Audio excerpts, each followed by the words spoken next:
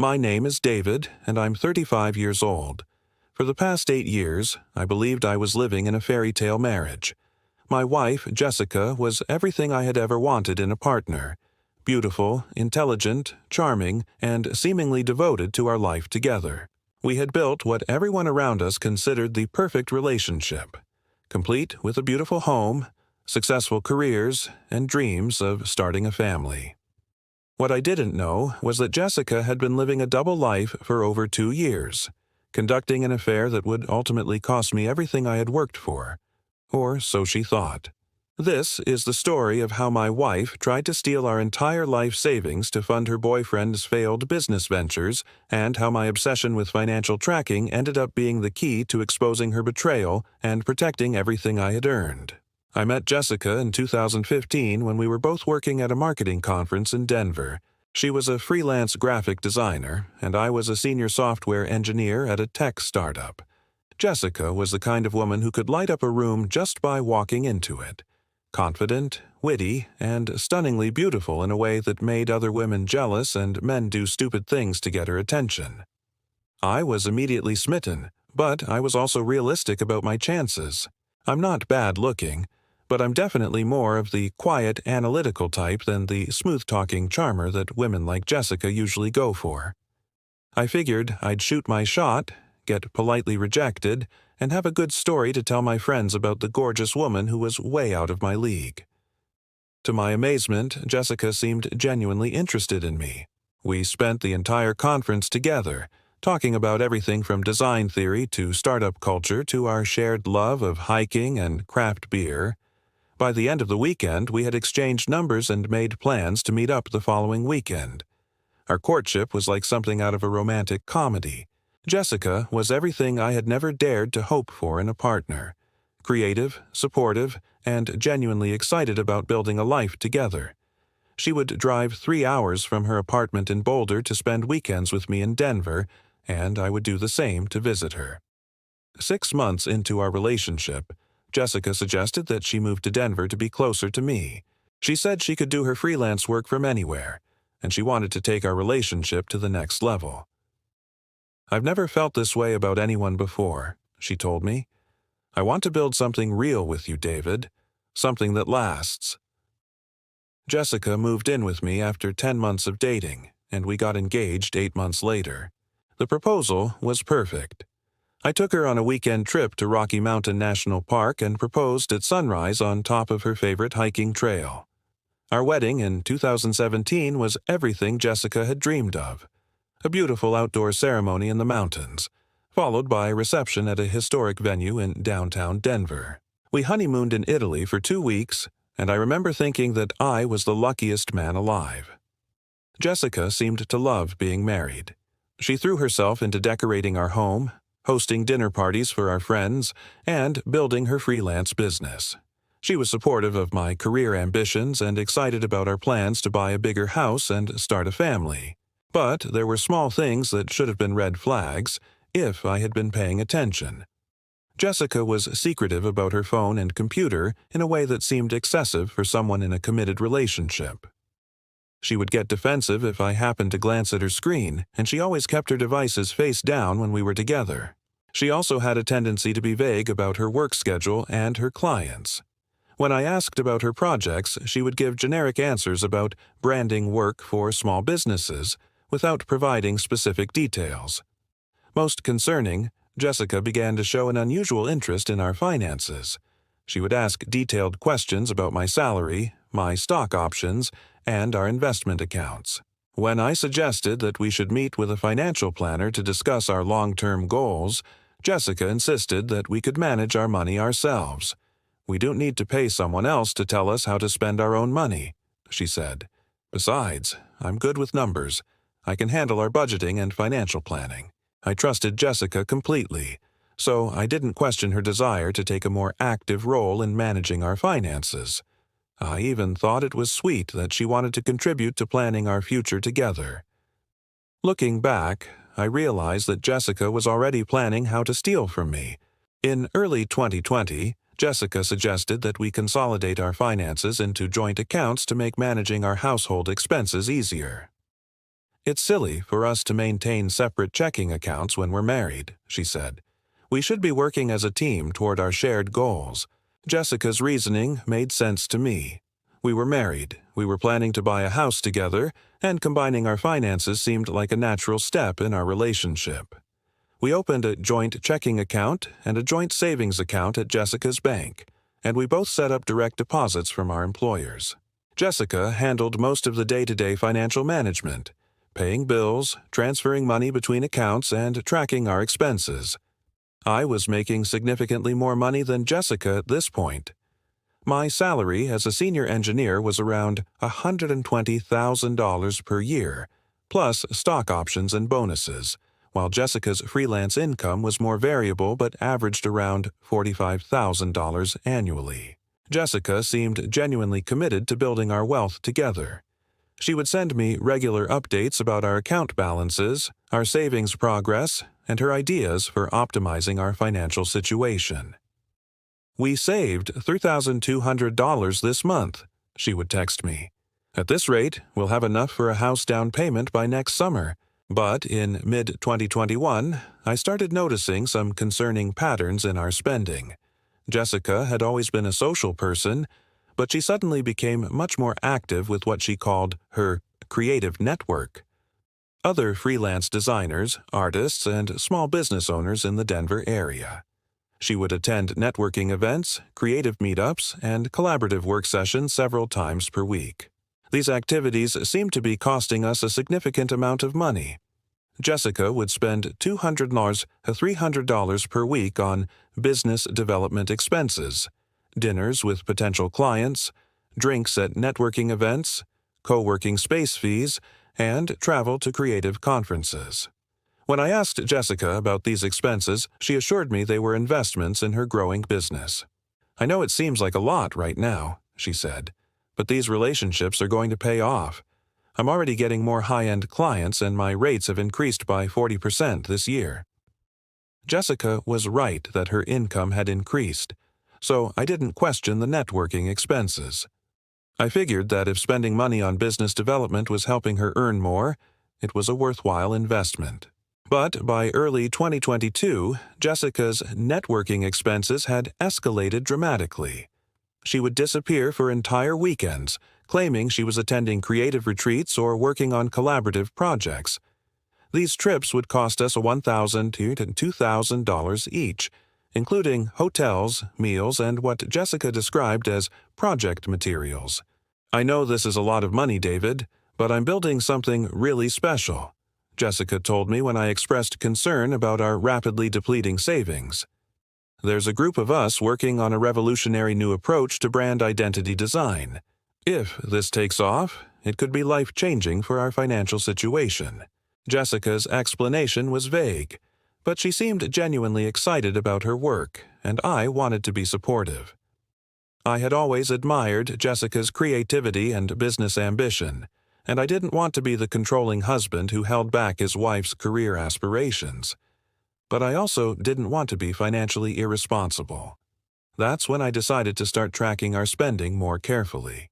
I'm a software engineer, which means I'm naturally inclined toward data analysis and systematic monitoring. I built a simple spreadsheet that pulled data from our bank accounts and credit cards, categorized our expenses, and tracked our spending patterns over time. What I discovered was alarming. My financial tracking system revealed spending patterns that did not make sense with Jessica's explanations of her business activities. The creative retreats that Jessica claimed to attend were being paid for with charges to luxury hotels in Aspen, Vail, and other expensive resort towns. These weren't the kinds of places where struggling freelance designers would typically hold working retreats. More concerning were the restaurant charges. Jessica's business dinners were consistently at high-end steakhouses and upscale cocktail bars, the kind of places where you'd take someone you wanted to impress romantically, not potential business clients. But the most suspicious pattern involved cash withdrawals. Jessica had been taking out $500 and $800 in cash every week, far more than what we would need for normal household expenses. When I asked her about the cash withdrawals, Jessica said she was using cash to pay for various business expenses to help with budgeting. It's easier to stick to a budget when you're using cash instead of cards, she explained. Plus, some of my vendors prefer cash payments. By summer 2022, Jessica's mysterious business expenses had consumed almost $25,000 of our savings. Our plans to buy a house had been put on hold, and we were barely breaking even each month despite my substantial salary. I decided I needed to understand exactly where our money was going. Using my software skills, I built a more sophisticated financial monitoring system that could track not just our spending, but also identify patterns that might indicate unusual activity. I set up automated alerts that would notify me of large transactions, unusual spending categories, or significant changes in our account balances. I also started paying closer attention to Jessica's behavior and schedule. I noticed that Jessica's creative projects seemed to follow a consistent pattern. She would disappear for 2 to 3 days, claiming she was working on collaborative projects, but she would return home relaxed and happy in a way that seemed more consistent with a romantic getaway than a stressful work deadline. Jessica had also become much more secretive about her phone and computer. She would take calls in private, step outside to send text messages, and become defensive if I asked about her communications. "It's client confidentiality," she would say when I asked about her secretive phone behavior. "I can't discuss the details of ongoing projects." In September 2022, I decided to do some detective work. Jessica had mentioned that one of her major clients was a startup called Elevation Creative that was developing a new approach to digital branding. She claimed they were paying her $5,000 per month as a consultant, which explained why she was able to maintain high expenses while still contributing to our joint account. I searched online for any information about Elevation Creative, but I couldn't find a website, social media presence, or any other evidence that this company actually existed. I tried searching business registration databases, LinkedIn, and startup directories. Nothing. Elevation Creative appeared to be completely fictional. I confronted Jessica about this discrepancy, and her response was telling. "Not every business has a big online presence, David. Elevation Creative is a boutique consultancy that works with high-end clients who value privacy. They don't need to advertise online because all their business comes from referrals." Jessica's explanation was plausible, but something about her defensive tone made me more suspicious, not less. That's when I decided to take my investigation to the next level.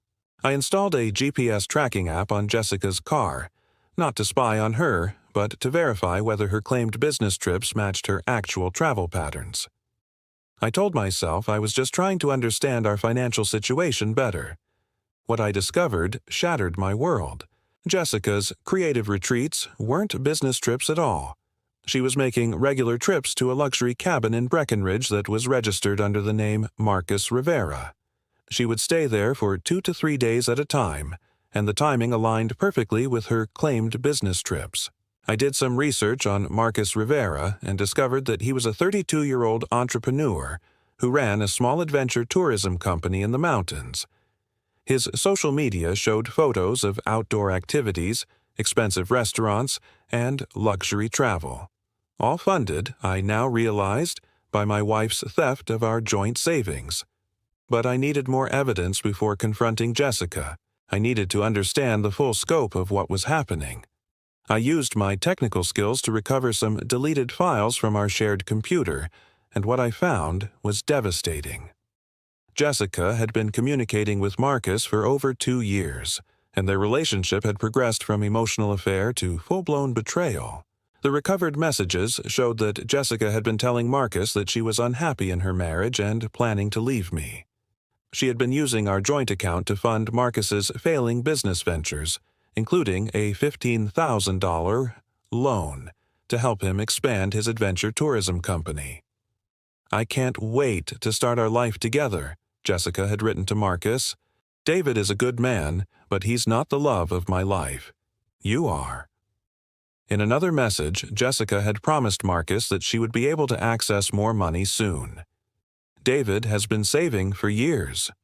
Once I can figure out how to transfer the investment accounts, we'll have enough to really build something together. Jessica wasn't just having an affair. She was planning to steal our entire life savings and run away with her boyfriend. But the most damaging evidence came from Jessica's own financial records. I discovered that Jessica had been systematically transferring money from our joint accounts to personal accounts that I didn't know about. She had been skimming smaller amounts for months, building up reserves that she could use to fund her relationship with Marcus. Jessica had also been lying about her income. Her freelance business was barely generating any revenue, but she had been using money stolen from our joint account to make it appear that she was contributing equally to our household finances. By October 2022, I calculated that Jessica had stolen approximately $40,000 from our joint accounts to fund her affair with Marcus. But Jessica wasn't finished. The recovered messages showed that she was planning something much bigger. Jessica and Marcus were planning to drain our joint account completely and disappear together. They had been discussing moving to Costa Rica, where Marcus claimed he could start a new adventure tourism business with Jessica as his business partner. "Once we get the money, we can disappear for a while," Marcus had written. "By the time David figures out what happened, we'll be long gone." Jessica's response was chilling. "David is so trusting. He'll never see it coming." I realized I had to act quickly to protect what remained of our assets. Instead of confronting Jessica immediately, I decided to let her plan proceed while I prepared my own counter-strategy. I needed to gather enough evidence to protect myself legally and financially, and I needed to prevent Jessica from successfully stealing our remaining savings. First, I moved the majority of our joint savings to a separate account that Jessica couldn't access. I left enough money in the joint account to maintain the appearance of normalcy, but I protected the bulk of our assets from Jessica's planned theft. Second, I began documenting everything. I saved copies of all the recovered messages between Jessica and Marcus, took screenshots of our bank statements showing Jessica's suspicious transactions, and created a detailed timeline of her deceptive behavior. Third, I consulted with a divorce attorney to understand my legal options and ensure that I was protecting myself appropriately. The attorney, Patricia Coleman, was impressed by the thoroughness of my documentation. "Mr. Johnson, this is one of the most well-documented cases of marital financial fraud I've ever seen," she told me. "Your wife's communications with her boyfriend show clear intent to defraud you, and the bank records prove systematic theft over an extended period." Patricia advised me to continue gathering evidence while preparing for the inevitable confrontation. "Let your wife proceed with her plan," Patricia said. "When she attempts to drain the joint account, we'll have clear evidence of her criminal intent. That will strengthen your position in divorce proceedings and potentially lead to criminal charges." Over the next month, I watched Jessica prepare for her final betrayal while pretending to be the loving, trusting husband she thought I was. Jessica's behavior became increasingly erratic as her planned departure date approached. She would disappear for entire days, claiming to be working on urgent client projects, but I knew she was actually with Marcus, finalizing their escape plans. Jessica also began making subtle preparations to leave. She started moving her personal belongings out of the house in small batches, claiming she needed them for various work projects. She canceled appointments and commitments that extended beyond the end of November. Most tellingly, Jessica began pressuring me to give her access to our investment accounts. "David, I've been thinking that we should consolidate all our financial accounts to make them easier to manage," she said. "Can you add my name to your 401k and stock option accounts? It would simplify our financial planning." I pretended to consider her request while stalling for time. "That's a good idea, Jess. Let me talk to HR about the process for adding beneficiaries to my retirement accounts." The morning of November 28, 2022, Jessica made her move. I was at work when I received multiple alerts from my banking app. Jessica was attempting to transfer the entire balance of our joint checking account, approximately $8,500, to an external account. But because I had already moved most of our savings to a protected account, Jessica was only able to steal the small amount I had left as bait. Jessica didn't realize her theft had failed. She thought she was walking away with our entire life savings, when in reality she had stolen less than 10% of our actual assets. That evening, I came home to an empty house and a note from Jessica. "David, I'm sorry it has to end this way, but I haven't been happy for a long time. I found someone who makes me feel alive again, and I need to follow my heart. I've taken what I need to start over, and I think it's best if we don't contact each other. Please don't try to find me. Jessica." Jessica thought she had gotten away with the perfect crime. She was wrong. Jessica's note was the final piece of evidence I needed to prove her criminal intent. She had confessed in writing to stealing our money and fleeing with her boyfriend. The next morning, I filed for divorce and pressed criminal charges for theft and fraud. Patricia Coleman used my documentation to build an airtight case against Jessica. The recovered communications with Marcus, the bank transaction records, and Jessica's own confession note painted a clear picture of premeditated financial fraud. But the real shock came when Jessica tried to access what she thought were our remaining assets. Jessica and Marcus had planned to steal approximately $75,000 from our various accounts, money they needed to fund their escape to Costa Rica and Marcus's new business venture. When Jessica discovered that she had only managed to steal $8,500, she was furious and desperate. 3 days after leaving, Jessica called me from an unknown number. "David, what did you do with our money?" she demanded, apparently abandoning any pretense of the apologetic tone from her goodbye note. "Hello, Jessica. I moved our assets to protect them from theft." "You can't do that. That's my money, too." "Actually, Jessica, most of that money was earned by me and saved through my financial discipline. You've been stealing from our joint accounts for over a year to fund your affair." There was a long silence on the phone before Jessica spoke again, and her voice was different, panicked and desperate. "David, you don't understand. Marcus invested that money in his business. We need the rest of our savings to make this work." "You mean Marcus gambled away $40,000 of stolen money, and now you need more to cover his losses?" "It wasn't stealing. We're married. I have a right to that money." "Jessica, I have copies of your text messages with Marcus where you explicitly discuss stealing our money and disappearing. I have bank records showing systematic financial fraud over 18 months. I have your confession note where you admit to taking what you need to start over." Jessica began crying on the phone, but I felt nothing but contempt for her tears. "David, please. Marcus's business is in trouble. If we can't come up with more money, we're going to lose everything." "Good. You should lose everything. You gambled our marriage and our life savings on a fantasy, and you lost." "David, I love you. I made a mistake, but we can work this out. I can come home and we can rebuild our marriage." The audacity was breathtaking. Jessica had spent 2 years betraying me, stolen our money, and fled with her boyfriend. But now that her plan had failed, she wanted to come home and pretend nothing had happened. "Jessica, it's too late for that. I filed for divorce and pressed criminal charges. You need to get yourself a lawyer." I hung up and blocked her number. Over the next few weeks, the full scope of Jessica's deception became clear through the legal discovery process. Jessica and Marcus had been planning their theft for over 6 months. They had researched how to hide assets, how to establish new identities, and how to avoid extradition from Costa Rica. Marcus's adventure tourism business was actually just a cover for various failed get-rich-quick schemes. He had used Jessica's stolen money to invest in cryptocurrency, day trading, and other high-risk ventures. Most of the money was gone. Jessica had also been lying about virtually every aspect of her life during the final year of our marriage. Her freelance business was generating almost no income.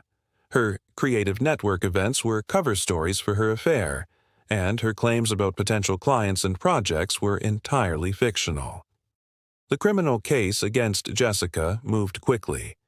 With overwhelming evidence of fraud and theft, Jessica's attorney advised her to accept a plea deal rather than go to trial. Jessica pleaded guilty to felony theft and fraud charges.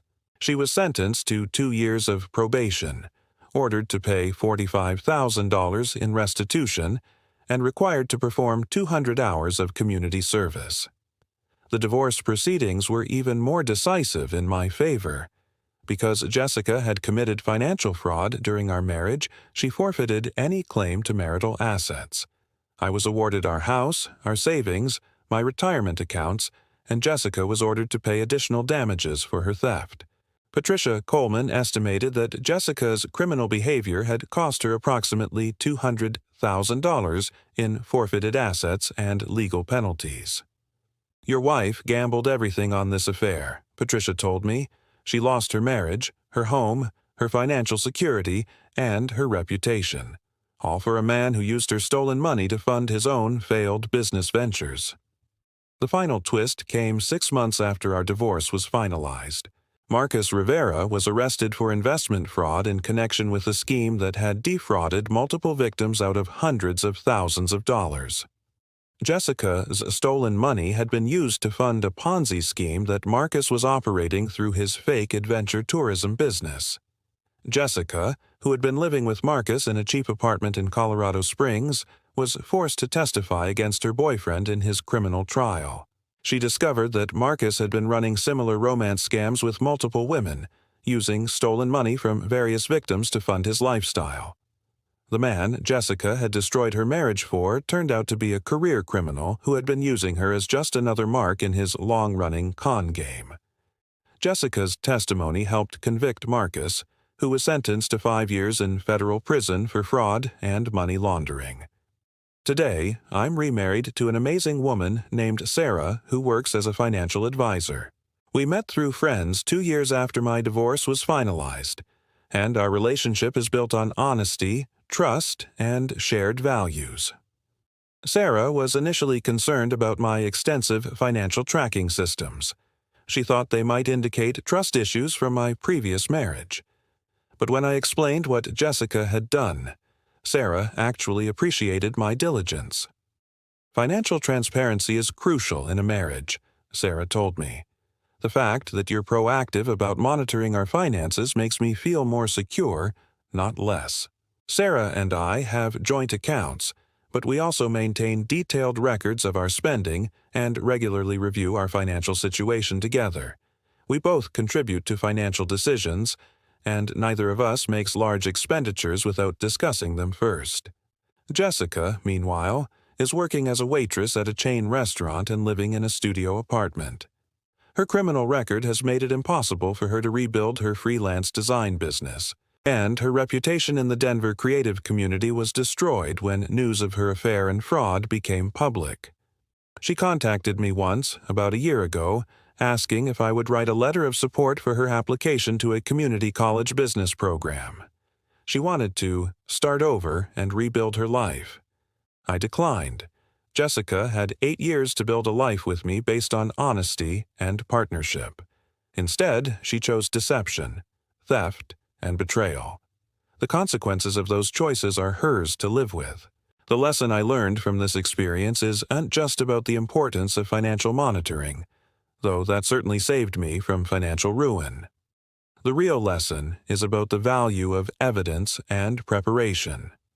Jessica's plan would have worked if I hadn't been systematically documenting our financial activity. She would have stolen our entire life savings, disappeared with Marcus, and left me financially and emotionally devastated. Instead, my obsessive record-keeping allowed me to protect our assets, gather evidence of her crimes, and ensure that justice was served.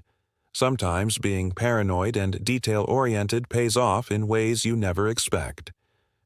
Jessica thought she was married to a trusting, naive software engineer who would never suspect her betrayal.